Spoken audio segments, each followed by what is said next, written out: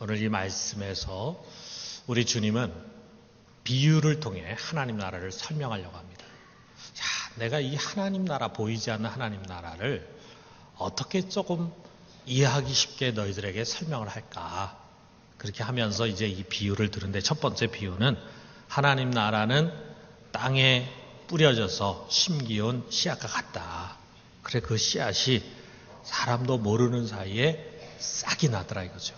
그리고 거기서 이삭이 나고 또 그 이삭이 자라서 곡식이 나고 그것이 잘 실하게 돼가지고 결실이 되니까 이제 낯을 들어서 추수하게 되더라. 하나님 나라는 이와 같다.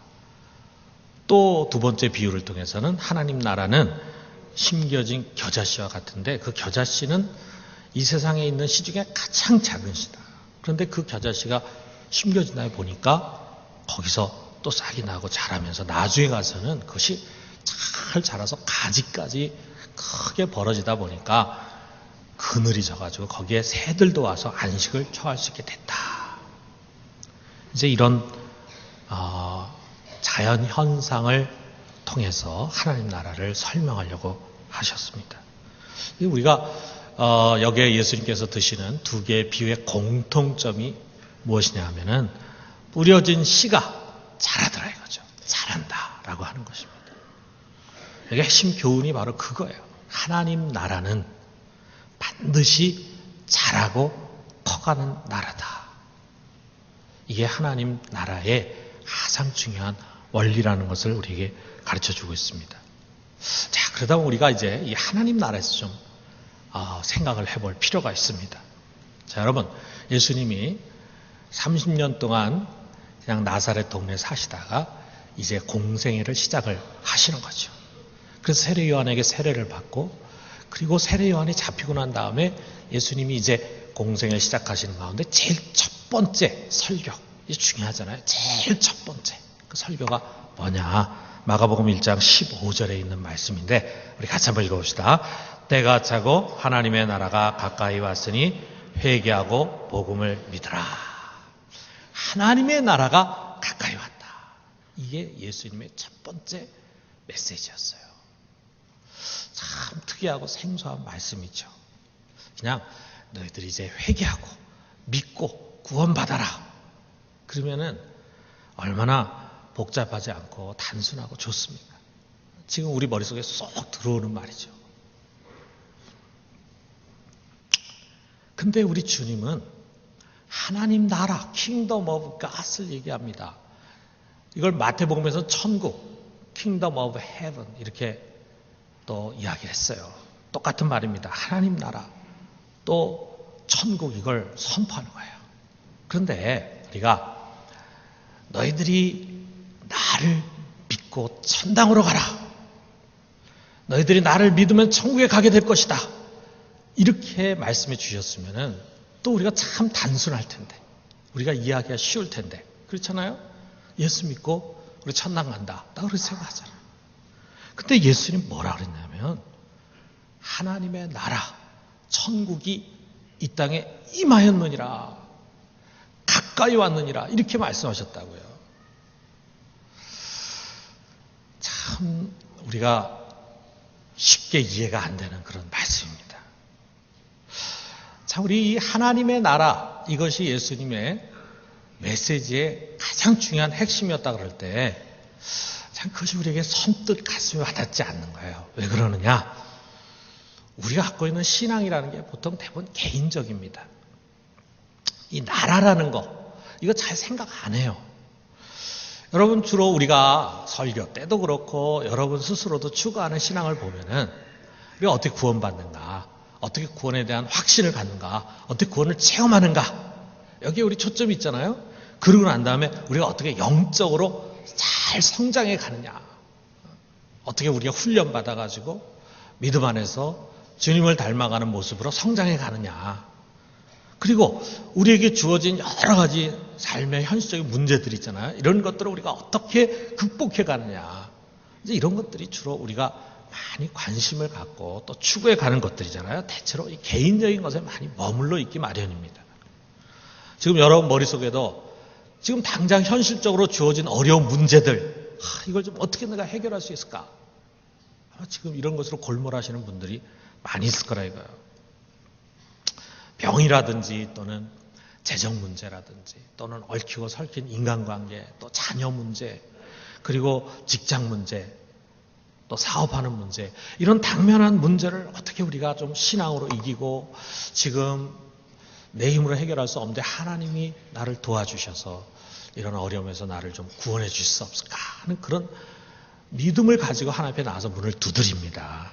여러분, 이것이 비정상적이거나 또는 나쁘다고 말하는 것이 아니에요. 우리 육신을 가지고 해 아래 사는 우리들은 이러한 현실적인 문제로부터 어느 누구도 초연할 수 없습니다. 뭐 저도 마찬가지예요. 당장 저에게 어떤 가정의 어려운 문제라든지 또는 자녀의 문제라든지 이런 것들이 생기게 되면 그거 가지고 고민하게 되고 그것이 머릿속에 꽉 차게 되고 이걸 어떻게 내가 극복할 수 있을까? 어떻게 하면 이 문제를 해결받을 수 있을까? 이런 생각을 갖는 것이 당연하다 이거예요.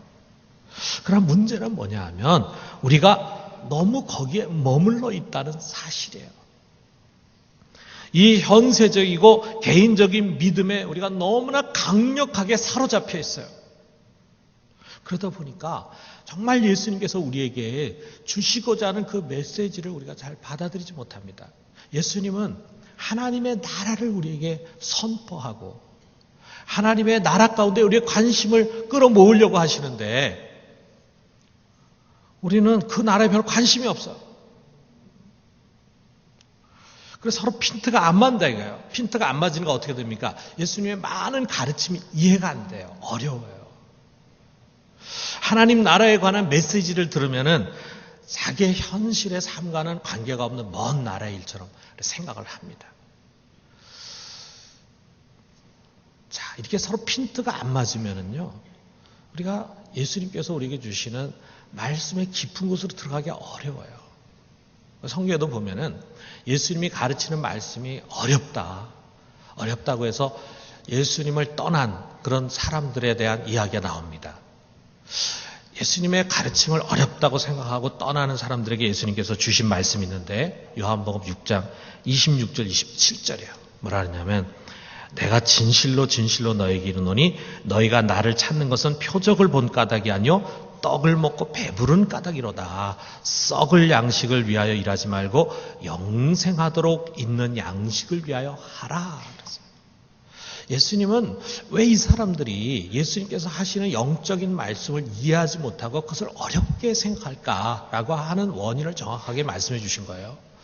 그들이 예수님을 찾아서 나온 목적이 뭐였냐면 떡을 먹고 배부르기 때문에 왔다 이거예요. 자기들의 육신의 문제를 해결해 주는 분으로 기대했기 때문에 예수님 찾아 나왔어요. 근데 예수님이 영적인 말씀을 주시거든요. 영원한 말씀에 대해서 얘기하거든요. 그러니까 이 사람들 피부에 와닿지 않으니까 추상적인 얘기처럼 느껴지고 재미가 없는 거예요.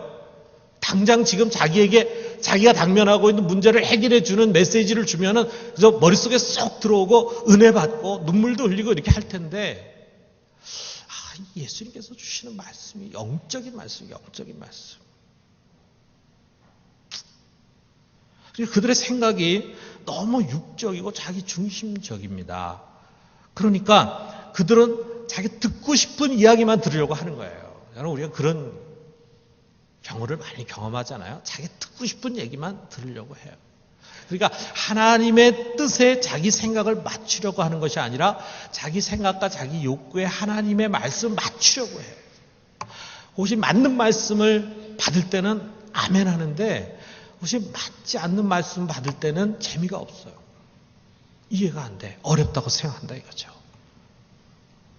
우리도 유대인들처럼 그렇게 되기가 쉽습니다. 여러분 예수님의 복음의 핵심은 하나님 나라다. 이걸 우리가 다시 한번 머릿속에 집어넣어요. 여기에 우리의 신앙의 사이클을 한번 맞춰봐요. 지금 여러분이 갖고 있는 그런 당면한 문제들 이런 거 좀 내려놓고 한번 여기에 우리 신앙의 사이클을 한번 맞춰봐요. 무엇을 먹을까, 무엇을 마실까가 아니라 먼저 그 나라와 그 의를 구하는 우리 모두가 되기를 주님의 이름으로 축원합니다. 너희는 먼저 그 나라와 그 의를 구하라. 그러면 이 모든 것을 너에게 더하시라 말씀하셨어요. 여러분 여기서 예수님이 선포하시는 하나님 나라가 가까웠느니라 라고 할 때 그 하나님 나라는요. 먼저 내가 죽은 다음에 들어가게 될, 그래서 거기서 영생 복락을 누리게 될 그 천국을 말하는 게 아니에요. 물론 그 천국도 틀린 것은 아닙니다. 우리가 천당, 천국 이런 표현을 하면서 이야기하는 것은 여기에 임하신 하나님 나라가 완성되는 시점을 가르치는 거예요. 그런데 문제는 우리는 천국이라는 것을 다 저 세상에 있는 걸로만 생각을 해요. 그리고 우리가 죽은 다음에 가는 곳으로만 생각을 해요. 그러다 보니까 이런 생각들은 우리들의 신앙에서 이 하나님 나라라고 하는 성경의 가장 중요한 주제를 뺏어가 버려요. 이게 문제예요. 천국 어디 있습니까? 우리 죽은 다음에 가는 거죠. 이렇게 고착된 생각을 갖고 있다 보니까 그 천국, 하나님의 나라가 지금 나하고 상관이 없어요. 여러분, 우리가 예수를 믿으면 천국 간다라고 할 때 우리가 그 천국을 위해서 할 수 있는 일이 뭡니까? 아무것도 없잖아요. 그냥 내가 예수 믿고 언젠가 죽으면 천국 가는 거예요. 내가 그 천국을 위해서 뭘 노력하고 뭐 준비하고 다듬고 할 게 하나도 없어요. 그 천국은 하나님께서 일방적으로 하시는 거고, 나는 그냥 예수 믿고 나중에 죽은 다음에 거기 가면 돼요. 그러나 예수님이 우리에게 가르쳐 주신 것은 여기 이 땅에 지금 보이지 않지만 임하신 천국이에요. 임하신 하나님 나라예요. 지금 여기 그 하나님 나라가 임해서 역사하고 있어요. 그렇다면 우리가 그 천국을 위해서, 하나님 나라를 위해서 할 일이 있어요. 우리 굉장히 그 천국에 중요한 역할을 하는 사람들입니다. 천국을 위해서 우리가 일해야 돼요. 여러분, 생각이 다르잖아요, 벌써.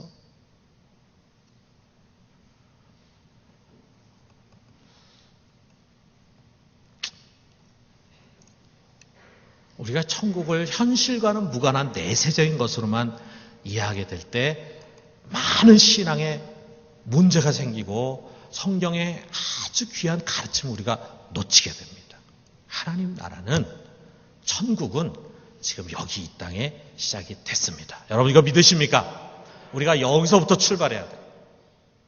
오늘 이 두 가지 비유는요, 그 나라의 가장 중요한 특성을 말해줘요.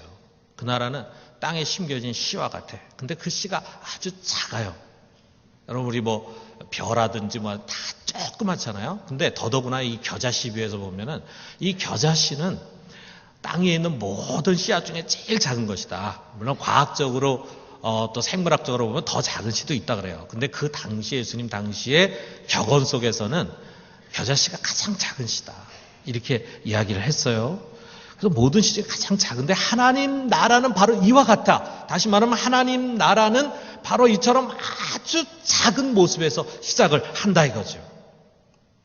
그럼 우리가 생각할 때 하나님 나라 그러면은 전능하신 하나님의 통치잖아요. 하나님 다스림이잖아요. 그럼 우리는 굉장한 것으로 생각을 하기 쉽습니다. 하나님 나라가 임했다 그러면 세상이 뒤집어지는 것으로 생각하기 쉬워요. 그런데 그게 아닙니다.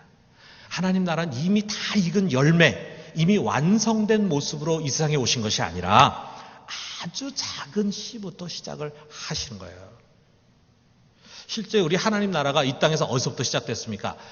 예루살렘 갈보리 언덕에서 시작이 됐잖아요. 거기서 그리스도가 여러분과 저의 죄를 위해서 죽고 부활하심으로 말미암아 죄와 사망의 권세를 부서뜨렸어요.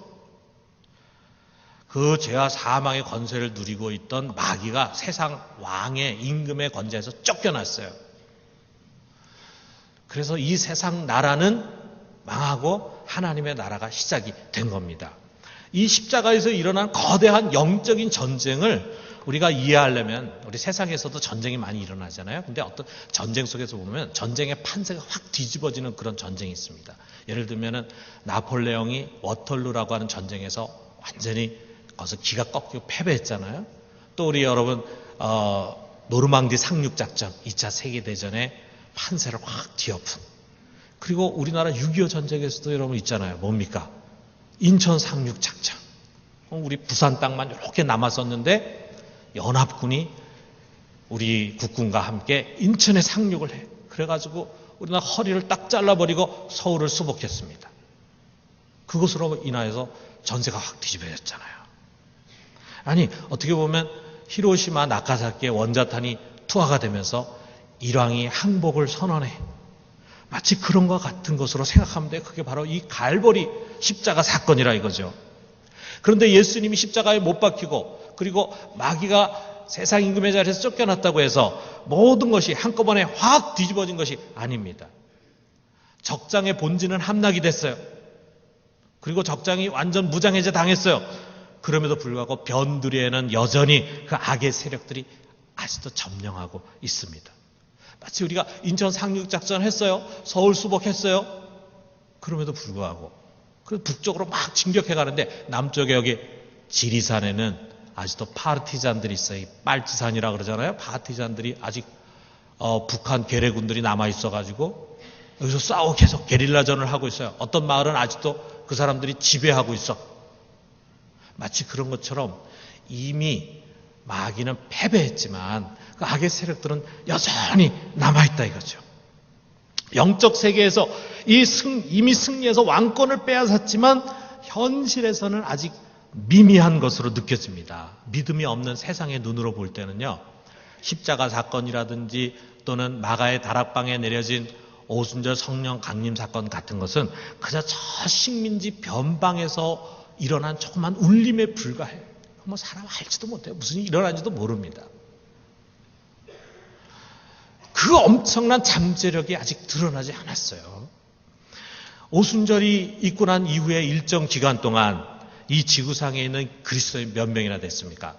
예루살렘이라고 하는 곳에 2만 명에 불과했다 이거예요. 2만 명. 그러니까 그 당시에 전 세계에 있는 지역과 인구를 비교해 보면은요, 그건 정말 겨자씨 하나도 못한 아주 미미한 시작이었습니다. 그러나 분명한 사실인데 그것은 뭐냐? 땅에 심겨진 씨는 가만히 있지 않는다는 거죠. 왜? 그 속에 생명이 있거든요.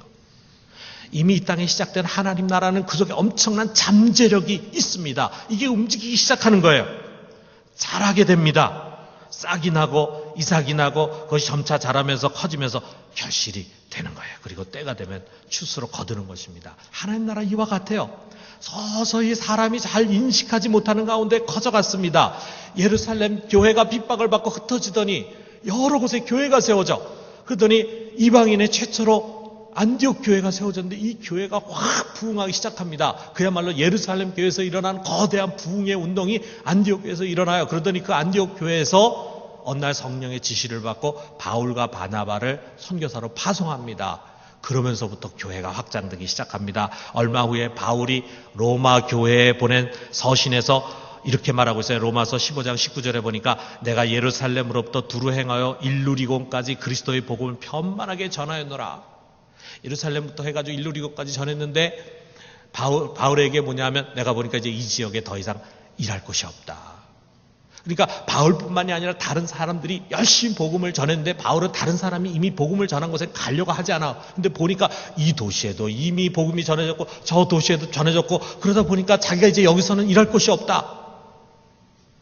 내가 이제 로마로 가겠다. 이런 이야기를 했다 이거죠. 그리고 훗날 골로새서에 보니까 골로새 1장 23절에 이 복음은 천하 만민에게 전파된 바요. 복음이 얼마나 빠른 속도로 전파됐는가라고 하는 것을 말해주고 있잖아요. 2세기경에 2세기라고 하면은 100몇십 년 이렇게 되니까 바울이 지금 좀 전에 이런 얘기한 뒤에 100년여가 조금 흐른 뒤입니다. 그때 저스틴 마터라고 하는 사람, 순교자 마터라는 사람이 이렇게 말했어요. 헬라인이든지 야만인이든지 어떤 종족의 사람들도 만물의 창조주인 하나님께 십자가에 죽은 예수의 이름으로 기도와 감사를 드리지 않는 사람이 없을 정도였다. 야, 이게 무슨 말입니까? 자기가 살고 있는 주변을 보니까 뭐 헬라인이나 야만이나 어떤 사람들이든지 하나님 앞에 예수의 이름으로 기도하지 않는 사람이 없더라 이거죠. 얼마나 이 복음이 벌써 2세기가 됐을 때 전파됐는가 하는 것을 우리 가르쳐주잖아요. 200년경에 교부인 터툴리아는 자랑하기를 우리는 어제라는 과거에 속한 사람들이 아니고 이미 세상을 가득 채우고 있다. 좀 과장을 하긴 했지만 이미 세상을 우리는 가득 채우고 있다. 굉장히 많은 그리스도인들이 세워져 있음을 말해주고 있어요. 불과 170년, 180년밖에 지나지 않았는데 말이에요. 정말 그 당시에 그리스도인들이 몇 명이 있었는지 통계가 나올 수가 없죠. 그 당시에 무슨 통계조사를 하는 것도 아니고 또 그 당시에 뭐 교회에 몇 명 출석 뭐 몇 명 재적 이런 걸 뭐 조사 그런 것도 아니었거든요. 그렇지만 이제 우리 학자인 윌 듀란트라고 하는 사람에 따르면은 3세기 말이면 뭐 270년, 80년, 90년 요때죠. 그때 소아시아 중심의 동양이잖아요. 소아시아 중심, 그러니까 아시아 쪽에는 인구의 약 4분의 1이 그리스도인이었다는 거예요. 그리고 서양, 유럽 쪽에는 약 20분의 1이 그리스도인이었다는 거예요. 그러니까 아시아 쪽에 그리스도인이 훨씬 많았죠. 5배나 많았죠. 그 당시. 그리고 몇십 년 안 있다가 313년에 밀라노 칙령으로 기독교가 공인화되면서 그 세기에 300년대에 로마 제국 내의 기독교 인구가 4배로 증가를 했다고 말합니다. 4배로. 확 늘어난 거예요. 그리고 이어서 1200년대까지 유럽 전역에 수많은 선교사들이 가가지고 그것을 복음화시킵니다. 유럽이 갑자기 다 한꺼번에 하는 게 돌아온 것이 아니라 차츰차츰 복음을 전하는 선교사들에 의해서 그곳에 있는 야만인들이 때로는 순교당하기도 하고 이렇게 하면서 예수를 믿게 됐다 이거예요. 그래서 이제 모든 유럽이 다 기독교화가 돼서 중세로 들어가는 것을 우리가 보게 됩니다.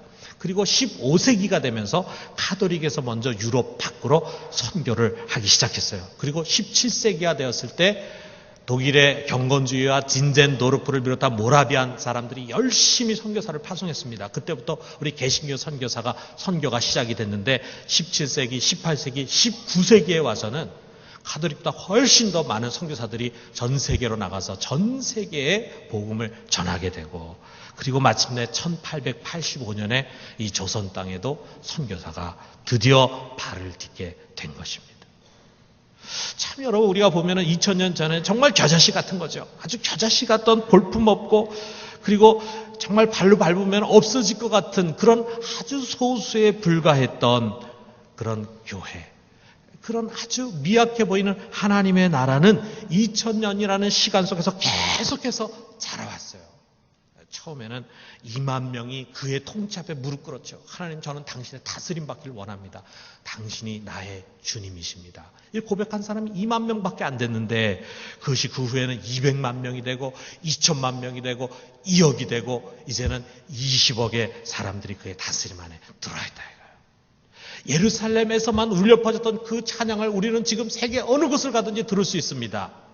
예루살렘만 있었던 그 하나의 교회가 지금 전 세계에 얼마나 많이 퍼져 있고 가는 곳마다 우리는 십자가를 볼 수가 있습니다. 뿐만 아니라 여러분 하나님 나라라고 하는 것이 비단 교회와 성도들의 숫자로만 계산할 수 있는 것이 아니에요. 그 하나님 나라의 가르침, 하나님 나라의 원리가 교회를 통해서 서양 사회 속에 녹아져요. 그것이 문화가 되고 그것이 사회 법이 되더니 서구화라고 하는 이름으로 전 세계의 표준이 됐어요. 우리나라도 결국은 선교사들이 들어오면서 서구화되지 않았습니까? 1세기에 교회가 시작될 때에 하나님 나라는 임하였지만 그러나 아직 그 사회 속에서 실현되지 못했던 복음의 가치가 지금은 일상화되어 있어요. 2000년이 지난 지금 일상화되어 있어요. 사회 정의라는 이름으로 신분과 인종의 차별이 철폐가 됐잖아요. 지금은 종이 없잖아요. 신분의 차별이 없잖아요. 인종의 차별이 없잖아요. 그러면서 인권을 소중하게 여기고 인권을 존중하게 되고 남녀가 동등한 권리를 누리는 평등 사회를 지향하고 있습니다. 아울러 경제 정의를 통해서 많은 나라가 이 성경 속에 희년 속에 담겨져 있는 중요한 사상, 더불어 사는 공동체를 지향하고 있다 이거죠. 모든 나라가 지금 다 그런 것은 아니지만 특별히 기독교 가치관에 의해서 그 근간이 되고 있는 서양의 선진국들이 복지국가를 지향하면서, 복지국가라는 게 뭐예요? 돈이 많은 사람한테 세금 많이 걷어들여가지고 가난하고 어려운 사람한테 살 수 있도록 나눠주잖아요. 여러분 그게 바로 성경 속에 있는 희년의 정신이에요. 같이 더불어 살아야 된다. 가난한 자나 부자나 같이 더불어 살 수 있도록 그렇게 제도를 만들어 주신 것이 바로 희년인데, 그러한 더불어 사는 공동체가 지금 많은 나라 속에서, 서양의 선진국들 속에서 실현되고 있고 전 국가들이 그것을 모범으로 삼고 이상으로 여기고 있다 이거죠. 2000년 전에 비해서 하나님의 정의로운 통치가 이 땅에 더욱 실현돼 가고 있는 것입니다. 그렇습니다. 여러분, 하나님 나라는 분명히 자라고 커왔습니다. 우린 그것을 실감하고 있어요. 2000년 전에 있는 성도들은 그것을 예측하지 못했을 거예요. 그런데 우리는 2000년이 지난 다음에 2000년 전부터 지금까지의 우리 교회의 역사와 세상의 역사를 돌아보니까 하나님 나라가 이 땅 속에서 이렇게 자랐다 이거죠. 그렇다면 그 자라는 일을 누가 했는가? 그것은 당연히 그 나라의 통치자이시고 왕이신 하나님이 행하신 것입니다. 여러분, 우리가 역사를 끌고 가는 것이 아니에요. 우리 인간은 자주 보이는 현실을 바라보면서 의구심에 사로잡혔습니다. 자, 교회가 핍박을 받더니 그 핍박의 시기가 지나고 교회 부흥의 시기가 왔어요. 수많은 교회들이 세워집니다. 근데 그러고 난 다음에 얼마 뒤에 보니까 교회가 쇠퇴를 해. 쇠퇴를 하더니 한참 교회가 많이 세워졌던 지역에 이방 종교들이 다 들어와 버려. 지금 대표적으로 소아시아 터키 땅이 그렇잖아요. 그 옛날에 가장 교회가 부흥했던 그 지역이 지금은 다 이슬람이 되고 모스크가 들어와 있잖아요. 교회가 없잖아요.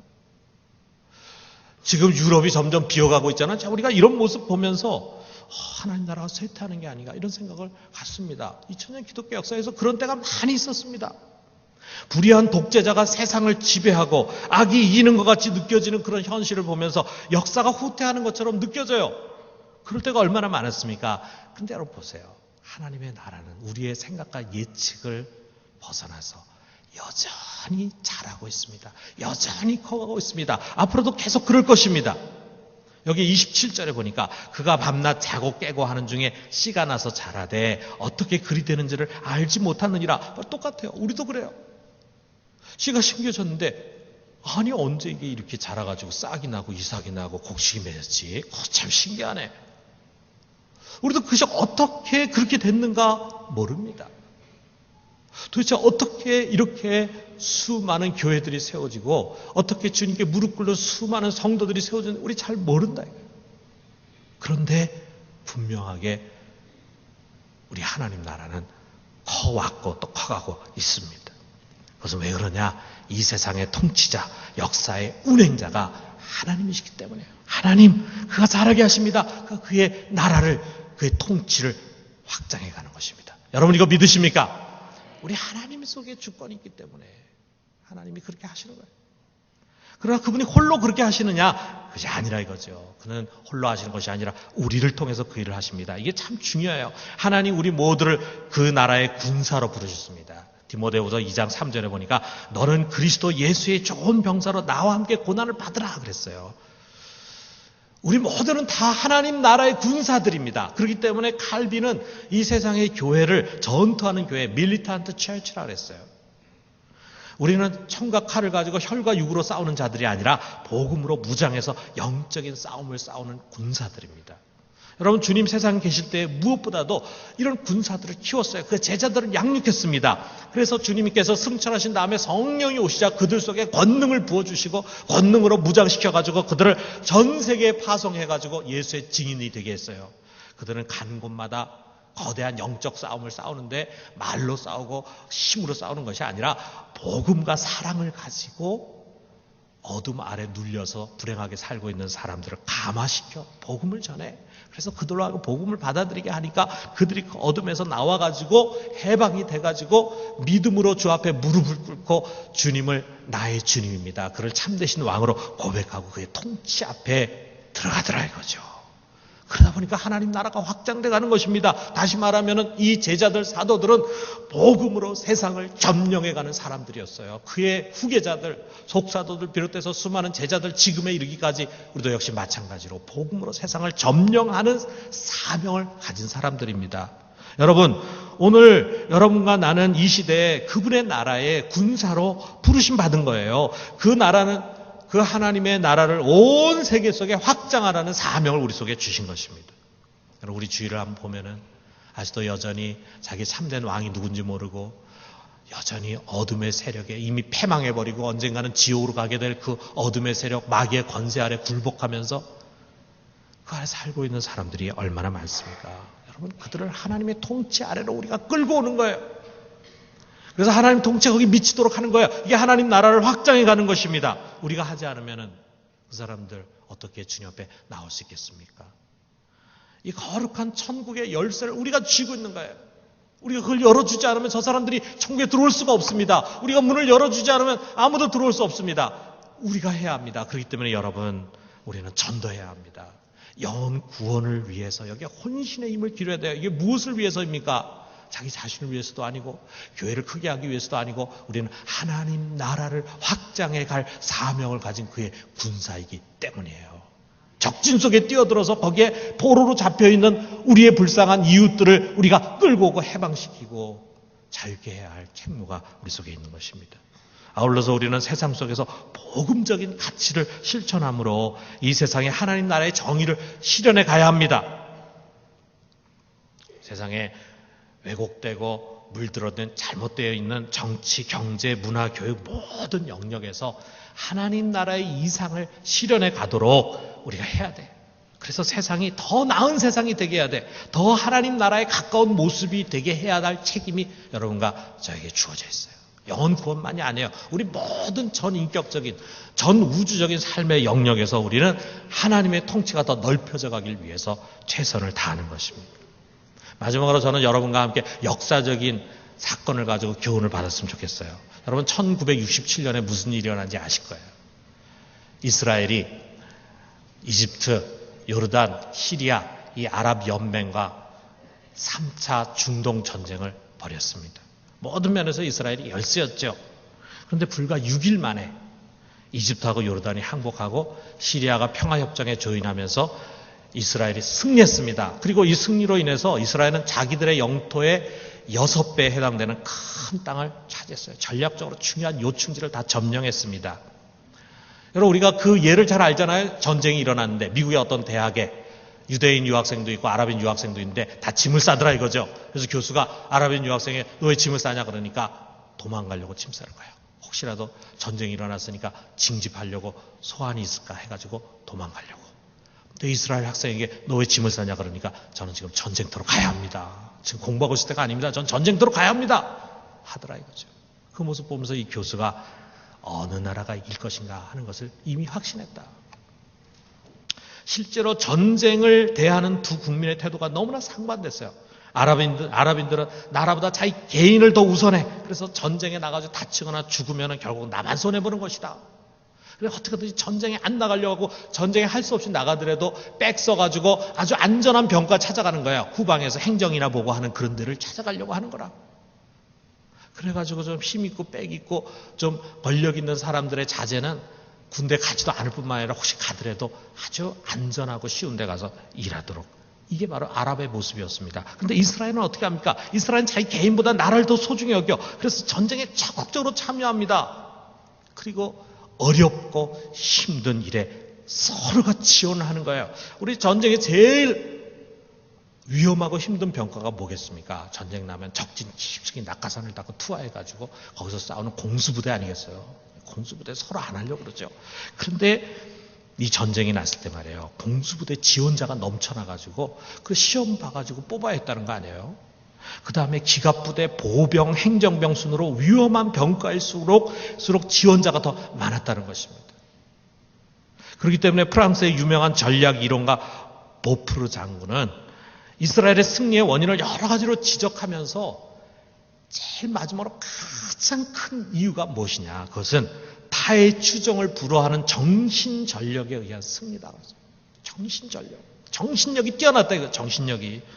그게 뭐냐? 오랫동안 나라 없는 민족으로 떠돌아다니는 그 서름이 이 유대인들 속에 꽉 박혀 있어요. 그래가지고 나라를 세우고 나라를 지키고 나라를 자라게 하는 나라를 부흥케 하는 일에 대한 열정이 꽉 차 있어. 그것을 자기가 죽어도 자기가 손해를 입고 부상을 당하고 해도 상관없어. 나와 나의 가족과 나의 후손들을 위해서 나는 이 나라를 먼저 세워야 된다. 그 열정이 그들로 자기 이익을 내려놓고 나라를 위해서 최전선으로 달려가게 하고 어떠한 장애물도 굴하지 않고 그것을 무너뜨리고 뛰어넘는 힘을 갖게 했던 것입니다. 여러분 이 열정이 오늘날 우리들에게 필요합니다. 하나님 나라가 임했잖아요. 이 나라가 사람을 살리는 나라잖아요. 이 나라가 정의로운 나라잖아요. 그 나라에 우리가 먼저 부름받았잖아요. 이 나라가 이 세상 속에 확대돼야 합니다. 이 나라가 온 세상을 점령해야 합니다. 누가 이것을 합니까? 우리가 해야 합니다. 여러분 우리가 그 일에 부르심마다 하나님 나라의 군사예요. 이 열정이 있어야 됩니다. 그래서 자기 일, 자기 문제, 자기 가정의 문제에 사로잡혀가지고 현실적이고 육체적인 문제 거기에만 매달려가지고 있는 가운데 하나님 나라에 어떻게든 난 상관없다. 아랍 사람들과 비슷한 것이라 이거죠. 그러나 여러분, 육신을 위한 것은 결국 아무것도 남지 않습니다. 그러나 하나님 나라는 영원한 것입니다. 마지막으로 바울이 준 아까 디모데후서 2장 3절, 바울이 디모데에게 준 이 말씀 우리 같이 한번 읽어보자. 디모데후서 2장 3절 같이 한번 읽읍시다. 너는 그리스도 예수의 좋은 병사로 나와 함께 고난을 받으라. 너는 하나님 나라의 좋은 군사로 나와 함께 고난을 받으라. 그 나라가 이 땅에 세워져야 합니다. 함께 그 나라를 자라게 하고 세워가는 우리 모두가 되기를 주님의 이름으로 축원합니다.